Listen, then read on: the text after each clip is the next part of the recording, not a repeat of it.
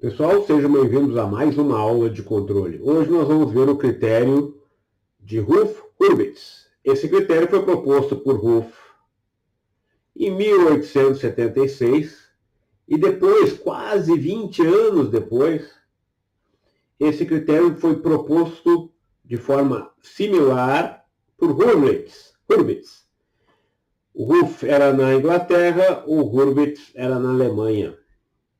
A história dos dois está contada aqui nesse link.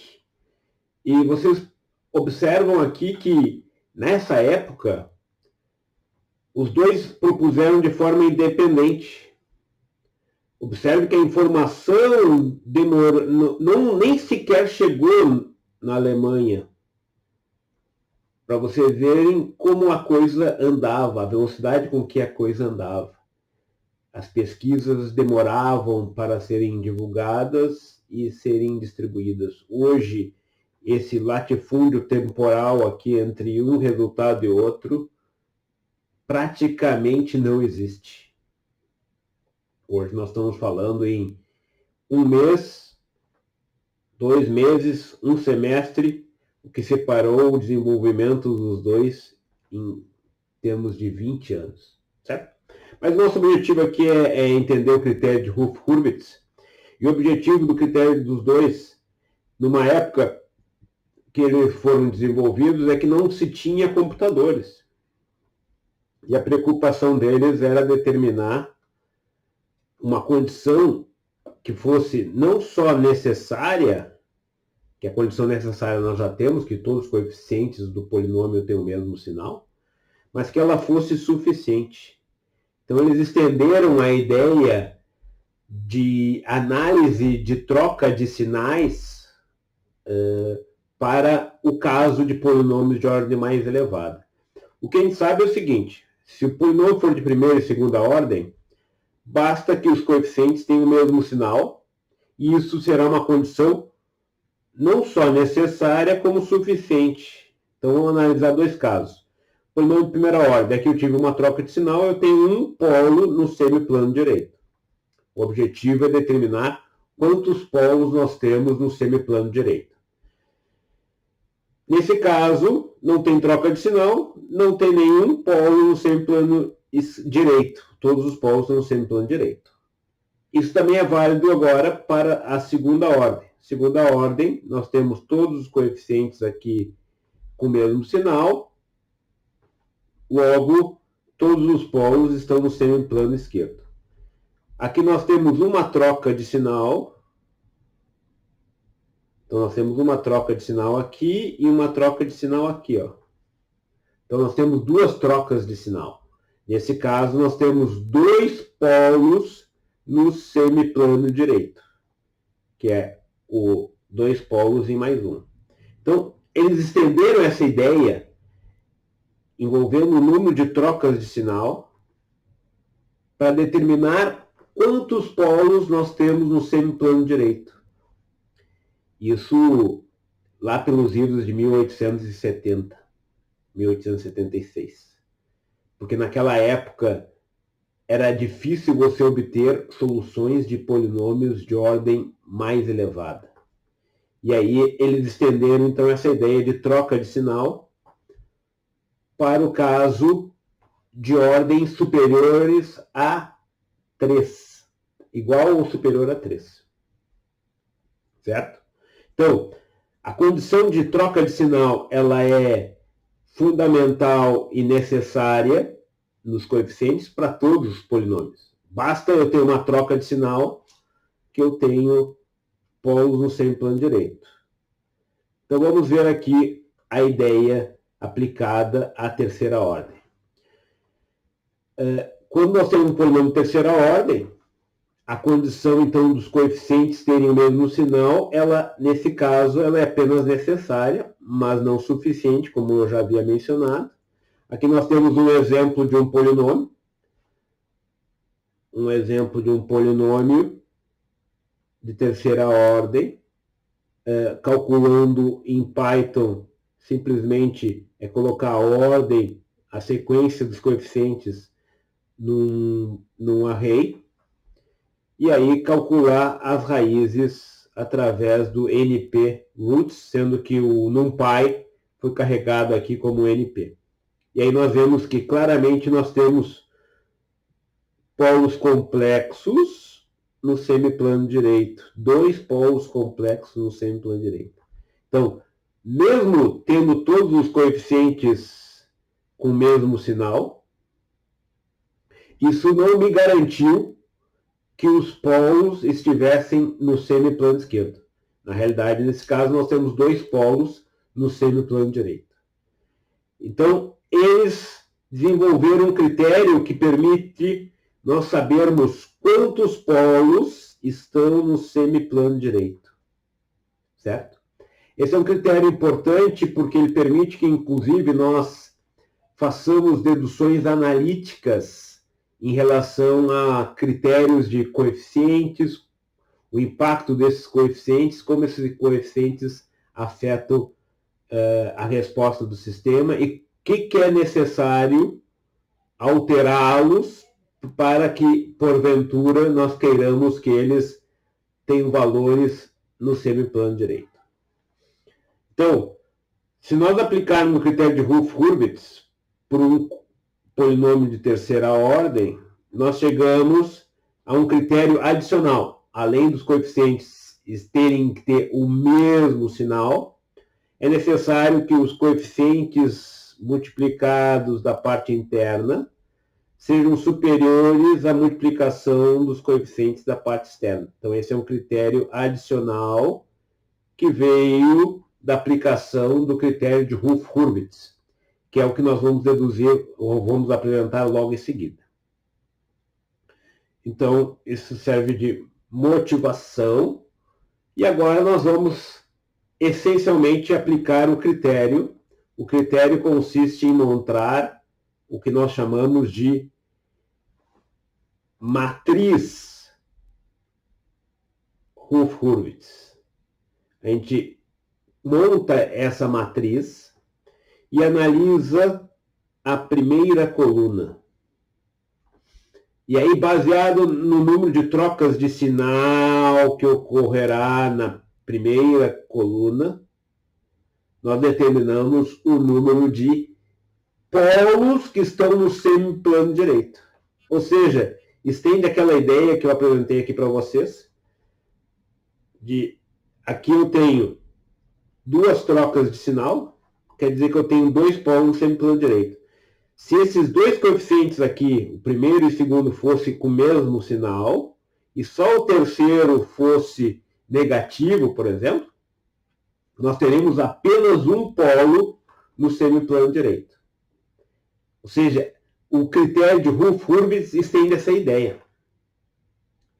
Estende essa ideia de número de vezes que troca de sinal, só que em lugar de trabalhar com os coeficientes pura e simplesmente, nós criamos a matriz de Hurwitz e analisamos essa troca de sinal na coluna. Então, essa parte aqui dessa coluna aqui, ó, corresponde a novos coeficientes, é como se fossem novos coeficientes de um polinômio, e que esse novo conjunto de coeficientes do polinômio fosse suficiente para fazer e estender aquela análise de troca de sinal que nós conseguimos fazer para um polinômio de primeira e segunda ordem. Então, nós vamos criar um conjunto de novos coeficientes para um polinômio alternativo, e esse conjunto de coeficientes vai permitir, então, que nós consigamos aplicar a ideia de trocas de sinal relacionadas a um número de polos no semiplano direito. Então, vamos apresentar isso nesse exemplinho aqui, que fica bem fácil de entender. Então, é algo bastante interessante e prático. Vamos aplicar no polinômio de quarta ordem. Então, nós começamos assim, nós desempacotamos o polinômio, A4,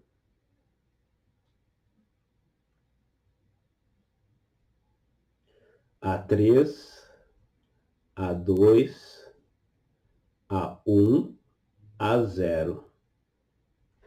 Então é essa a ideia. E se eu quiser ainda posso pôr 0, 0 aqui. Daí nós criamos o número de linhas é igual à ordem do polinômio. Então aqui é S4, S3, S2, S1 e S0.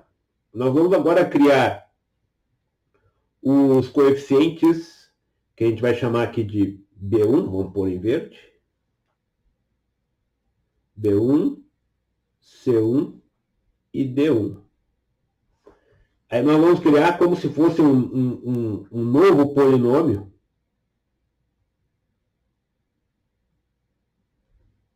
que é esse novo polinômio aqui, que estende agora e garante aquela ideia de nós podermos analisar baseado no número de trocas de sinal, aquela ideia que nós apresentamos para vocês para um polinômio de segunda ordem. Então, aqui a gente vai analisar, baseado na troca de sinais que ocorrerem, o número de trocas de sinais que venha porventura acontecer nesse polinômio novo vai ser igual ao número de polos no semiplano direito. Então, aquela ideia, aquele sonho de generalização do segundo grau, do polinômio de segundo grau, para um polinômio de qualquer ordem, é conseguida através do critério de Hurwitz. Certo? Então vamos mostrar como é que nós calculamos o B1, o C1 e o D1. Certo? Esse cálculo ele é feito essencialmente através de cálculos de determinantes. Então, a primeira coisa que nós vamos fazer, nós vamos calcular B1. B1 vai ser o quê? Vai ser o determinante, B1 é pus de verde, então B1 vai ser menos o determinante formado pelas matrizes que estão acima dele, divididos pelo coeficiente logo acima, que é o A3. Então eu pego esse A3, vou colocar no denominador aqui, ó. E aqui vou montar o determinante dessa matriz que está aqui. É menos esse determinante. Determinante é a multiplicação da diagonal principal menos a multiplicação da diagonal secundária. Mas como é menos, então vai ficar simplesmente A2 vezes A3 menos A1 vezes A4.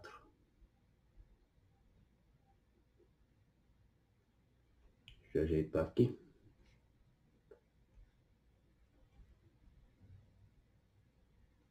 A4, A1. Como é menos, então vai ser A2.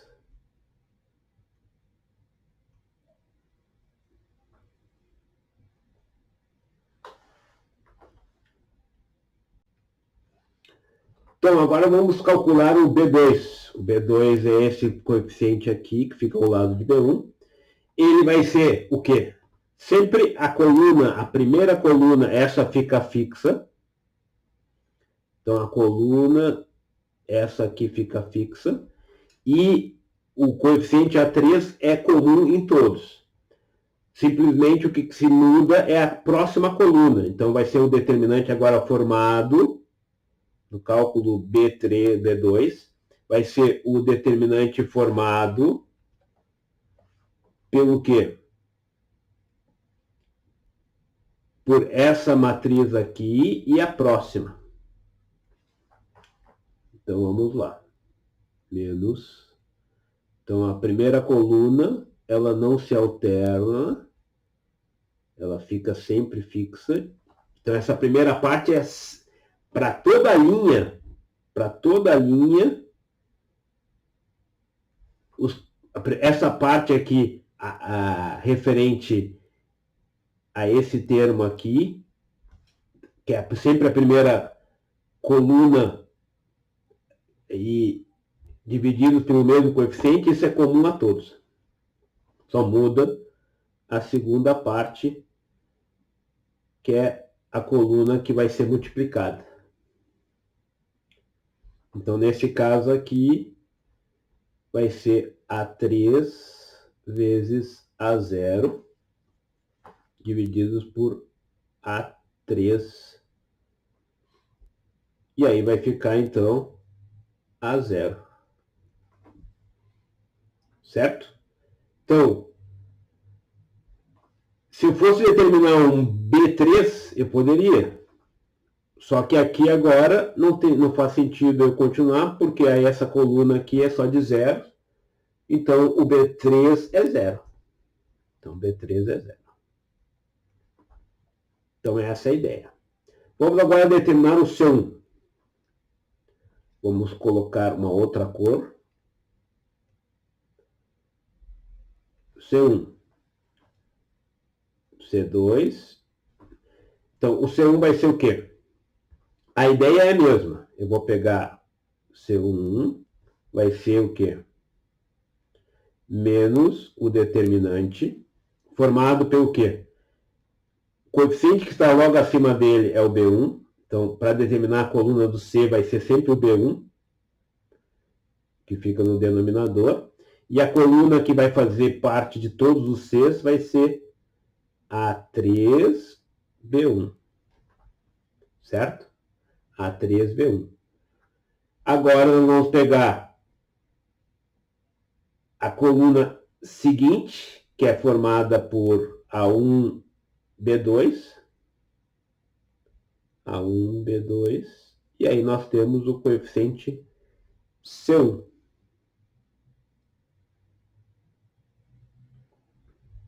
Que vai ficar, então, A1B1 menos A3B2 sobre B1. Certo? E agora nós vamos calcular o C2. O C2 vai ser obtido de forma análoga. A gente já pode ver que essa parte correspondente à linha vai ser sempre a mesma, A3B1 sobre B1. E a coluna que vem a seguir a coluna onde está o C2, que no caso é uma coluna formada por elemento 0, 0. Logo, C2 é igual a 0. Certo? E como é que a gente determina D1? Vamos fazer em preto D1. A ideia é a mesma. D1. Eu vou agora trabalhar com as duas linhas logo acima. Então, D1 vai ser C1 no denominador, menos o determinante A3, não, B1, C1.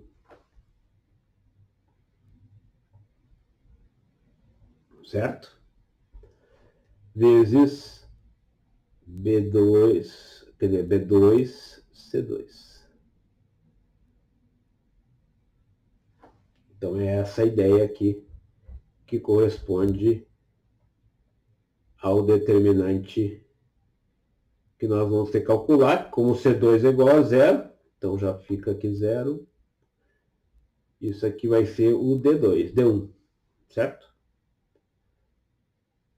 Então, é essa a ideia. É assim que se calcula a matriz de Hurwitz. Ou seja, nós calculamos uma matriz envolvendo determinantes dessa forma aqui, ó.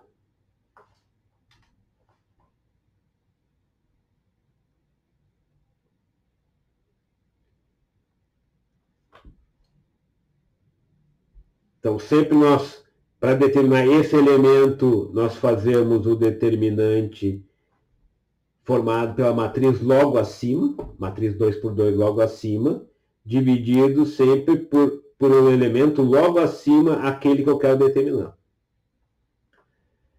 Essa primeira coluna não muda, muda só a seguinte. Então, se eu quero determinar B1, eu vou pegar essa coluna aqui com essa aqui e montar menos o determinante. Se eu quero determinar o B2, essa coluna se mantém, divididos por A3. Então, a primeira parte de todos esses vai ser sempre a mesma. Isso aqui vai ser comum a todos eles, referentes à mesma linha. Só muda, para B1, eu vou fazer o determinante com essa coluna, para B2, eu vou fazer o determinante com essa coluna. Para B3, eu vou fazer com essa coluna, que no caso aqui vai dar 0. Então, essa é a ideia. Já quando eu for determinar C1, eu vou pegar o quê?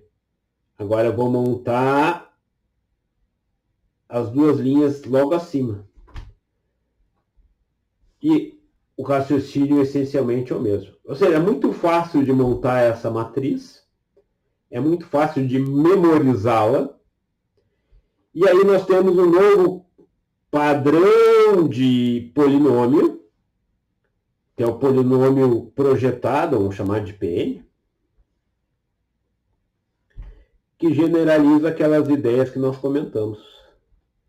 Então, esse novo polinômio vai permitir, então, que nós analisemos as trocas de sinal, e essas trocas de sinal vão refletir o quê? Vão refletir o número de polos que estão no semiplano direito, que é a busca que nós estamos querendo saber quantos polos estão no semiplano direito, pelo número de trocas de sinal. Vamos mostrar isso numa aplicação numérica. Se eu fizer o cálculo para esse polinômio aqui, ó, então o primeiro passo é o quê? É determinar e criar a matriz. Então eu vou ter a matriz feita dessa forma. Então, S quadrado, S ao cubo, S2, S1 e S0. Daí nós montamos a matriz, colocamos os coeficientes que são os do polinômio. Eu desempilho ele 2, 1. Os coeficientes de ordem mais elevada se mantêm na posição onde eles estão. 3, 5, 10, 0. 0, 0. O B1, então, calculando o determinante, vai ser o determinante menos o determinante dessa matriz, divididos por isso aqui. Isso dá menos 7. O B2 vai ser o determinante dessa matriz aqui. Vai ser o determinante dessa matriz aqui. Dessa coluna com essa coluna aqui, ó. Divididos por 1. E aí nós vamos chegar ao valor de 10.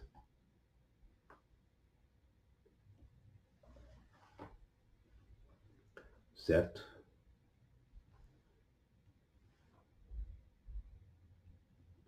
Esse aqui vai ser 0.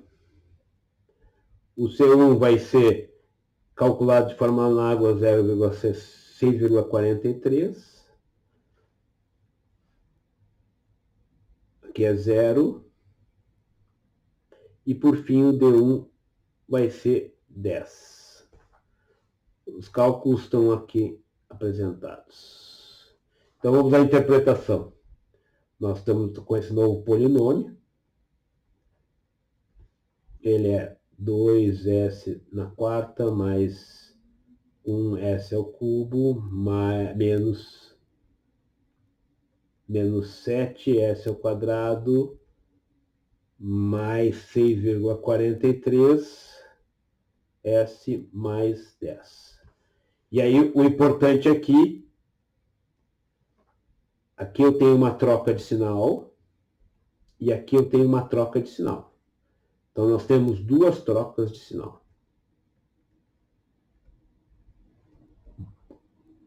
Duas trocas de sinal.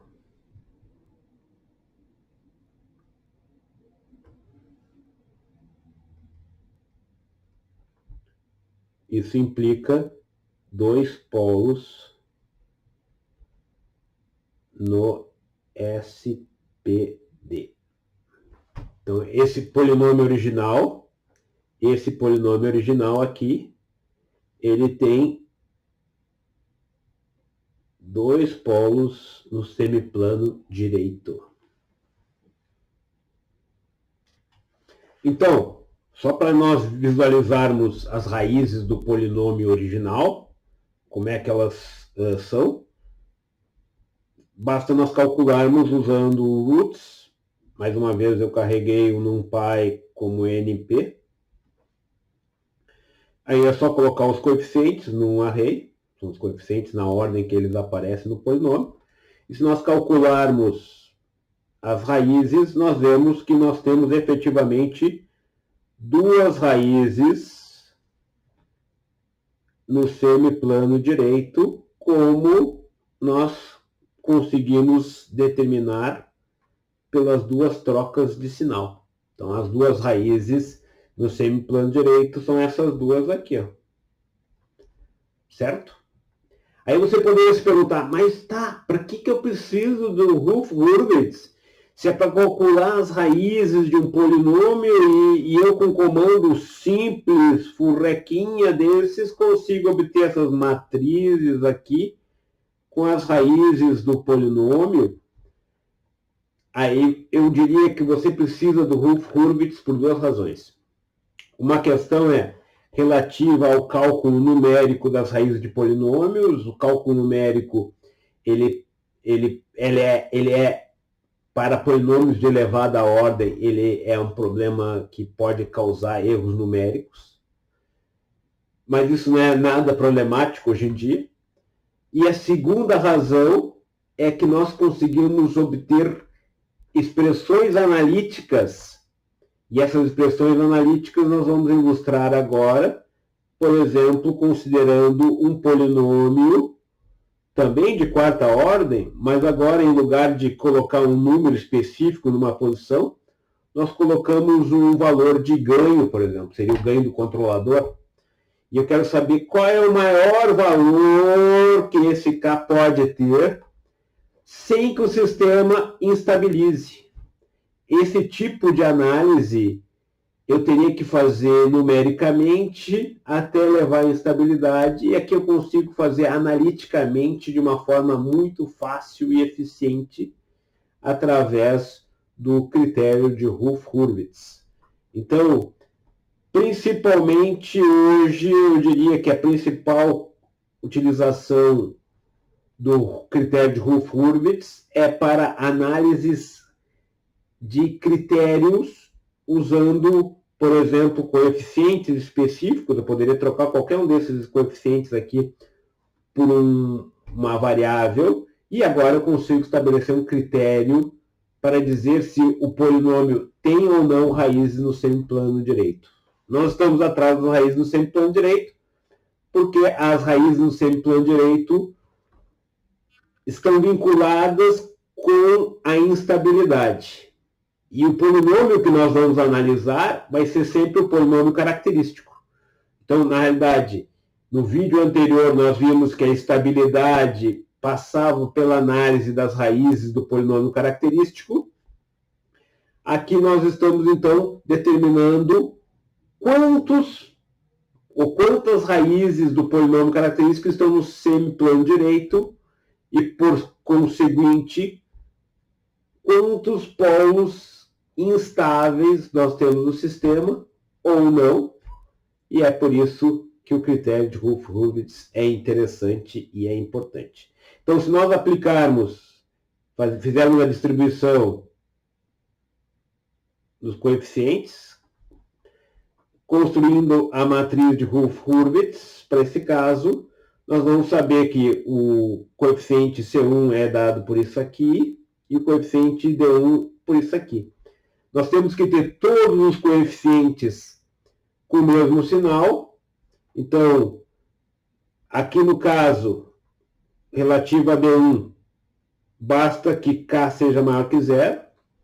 E o que vai restringir efetivamente é o C1, que o C1 tem que ser maior que zero. Significa que o numerador de C1 tem que ser maior que zero.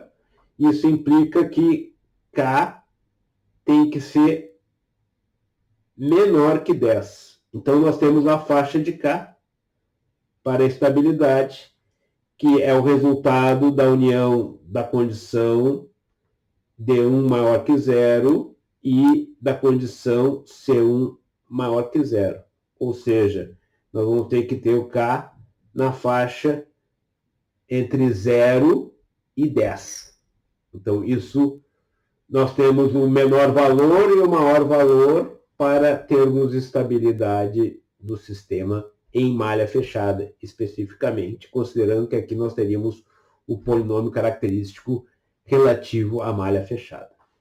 Aplicação do critério de Hurwitz. Então, para alguns casos, polinômio de primeira ordem, já vimos, segunda ordem, já vimos. Aqui para primeira e segunda ordem, ele é suficiente. Para terceira ordem, se nós aplicarmos o critério de Hurwitz, os de dentro têm que ganhar dos de fora. E aí, rapidamente, nós temos um critério. Esse critério, por exemplo, aplicado aqui nesse polinômio de terceira ordem, significa que, para termos todos os polos no semiplano esquerdo, é necessário que todos tenham o mesmo coeficiente da matriz de Hurwitz, ou seja, nós vamos chegar a isso fazendo 3 vezes 2 menos 1 vezes K. Isso aqui tem que ser maior que zero. Logo, 6 menos K tem que ser maior que zero. Logo, K tem que ser menor que 6. Rapidamente, então, nós temos uma aplicação VAPT-VUPT para polinômios de terceira ordem. Para a quarta ordem, nós já mostramos anteriormente. E, só para finalizar, quando nós tivermos uma situação em que está faltando um elemento, o que nós fazemos no caso da construção da matriz de Hurwitz? Nós construímos um polinômio auxiliar, colocando um epsilon no coeficiente que está faltando. Então, nós colocamos um epsilon, s ao quadrado menos 3s.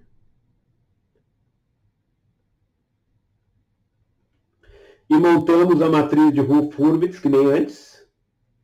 E depois nós fazemos o epsilon tender a zero. O objetivo é determinar o número de trocas de sinal. Então, aqui, nesse exemplo, nós temos 2 trocas de sinal